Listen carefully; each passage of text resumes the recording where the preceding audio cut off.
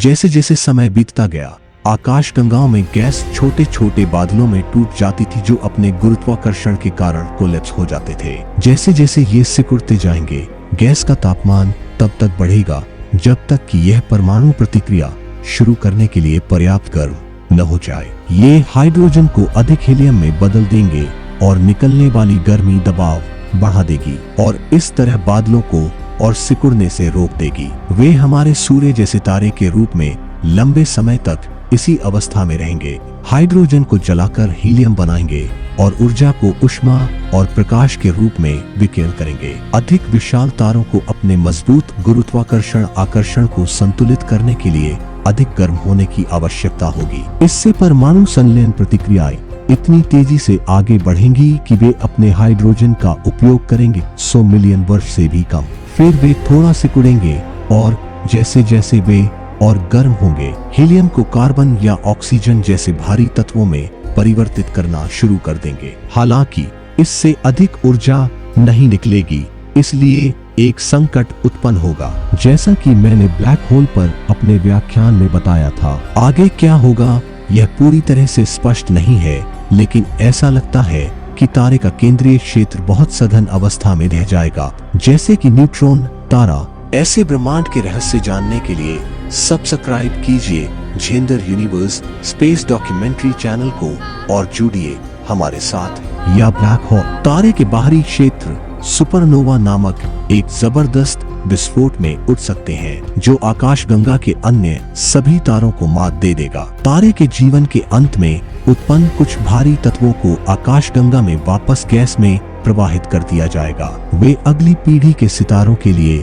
कुछ कच्चा माल उपलब्ध कराएंगे। हमारे अपने सूर्य में इन भारी तत्वों का लगभग 2% शामिल है, क्योंकि यह दूसरी या तीसरी पीढ़ी का तारा है। इसका निर्माण लगभग 5000 मिलियन वर्ष पहले घूर्णन गैस के एक बादल से हुआ था, जिसमें पहले के सुपरनोवा का मलबा था। उस बादल की अधिकांश गैस सूर्य का निर्माण करने में चली गई या उड़ गई। हालांकि भारी तत्वों की एक छोटी मात्रा एक साथ एकत्रित होकर पिंडों का निर्माण करती है, जो अब पृथ्वी जैसे ग्रहों के रूप में सूर्य की परिक्रमा करते हैं। ब्रह्मांड की यह तस्वीर, जिसकी शुरुआत बहुत गर्म और विस्तार के साथ साथ ठंडी होती गई, आज हमारे पास मौजूद सभी अवलोकन संबंधी एविडेंस से मेल खाती है। फिर भी यह कई महत्वपूर्ण प्रश्न अनुत्तरित छोड़ देता है। पहला, प्रारंभिक ब्रह्मांड इतना गर्म क्यों था? दूसरा, ब्रह्मांड बड़े पैमाने पर इतना एक समान क्यों है?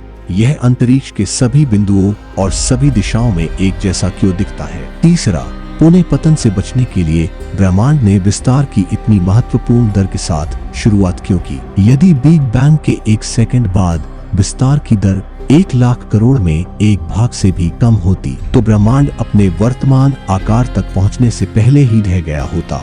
दूसरी ओर, यदि 1 सेकंड में विस्तार दर समान मात्रा से अधिक होता, तो ब्रह्मांड इतना विस्तारित हो जाता कि यह अब प्रभावी रूप से खाली हो जाता। चौथा, इस तथ्य के बावजूद कि ब्रह्मांड बड़े पैमाने पर इतना समान और समरूप है, इसमें सितारों और आकाशगंगाओं जैसे स्थानीय गांठ शामिल हैं। ऐसा माना जाता है कि ये प्रारंभिक ब्रह्मांड के एक क्षेत्र से दूसरे क्षेत्र में घनत्व में छोटे अंतर से विकसित हुए हैं। इन घनत्व में उतार चढ़ाव का मूल क्या था? जनरल थ्योरी ऑफ रिलेटिविटी अपने आप में इन विशेषताओं की व्याख्या नहीं कर सकता है या इन सवालों का जवाब नहीं दे सकता है। ऐसा इसलिए है क्योंकि यह भविष्यवाणी करता है कि ब्रह्मांड की शुरुआत बिग बैंग सिंगुलैरिटी पर अनंत घनत्व के साथ हुई थी। सिंगुलैरिटी पर जनरल रिलेटिविटी और अन्य सभी भौतिक नियम टूट जाएंगे। कोई भविष्यवाणी नहीं कर सकता कि सिंगुलैरिटी से क्या निकलेगा। जैसा कि मैंने पहले बताया, इसका मतलब यह है कि बिग बैंग से पहले की किसी भी घटना को सिद्धांत से बाहर किया जा सकता है, क्योंकि हम जो देखते हैं उस पर उनका कोई प्रभाव नहीं पड़ सकता है। अंतरिक्ष समय की एक सीमा होगी।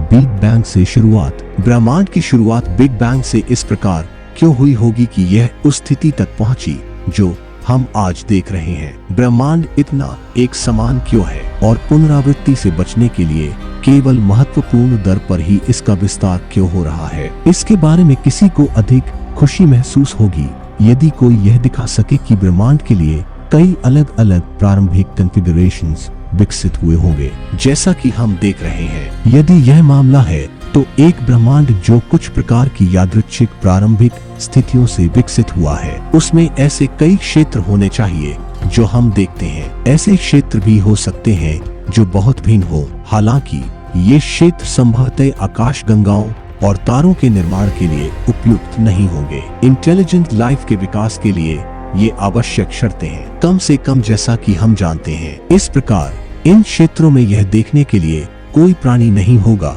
कि वे भिन्न थे। जब कोई कॉस्मोलॉजी पर विचार करता है तो उसे सिलेक्शन प्रिंसिपल को ध्यान में रखना होगा कि हम ब्रह्मांड के एक ऐसे क्षेत्र में रहते हैं जो इंटेलिजेंट लाइफ के लिए उपयुक्त है। इससे बिल्कुल स्पष्ट और प्राथमिक विचार को कभी कभी एंथ्रोपोलॉजिकल प्रिंसिपल कहा जाता है। दूसरी ओर मान लीजिए कि ब्रह्मांड की प्रारंभिक स्थिति को बहुत सावधानी से चुना जाना था ताकि हम अपने आसपास जैसा कुछ देख सके। तब ब्रह्मांड में ऐसा कोई क्षेत्र होने की संभावना नहीं होगी जिसमें जीवन प्रकट हो।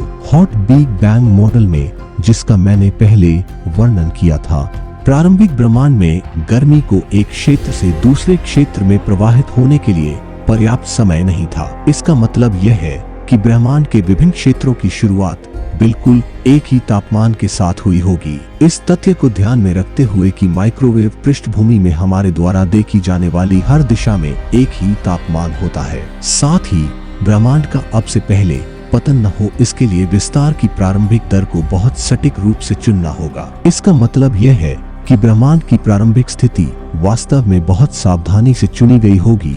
यदि हॉट बिग बैंग मॉडल समय की शुरुआत में सही था, यह समझाना बहुत मुश्किल होगा कि ब्रह्मांड की शुरुआत इस तरह से क्यों होनी चाहिए थी, सिवाय ईश्वर के कार्य के जो हमारे जैसे प्राणियों को बनाने का इरादा रखता था।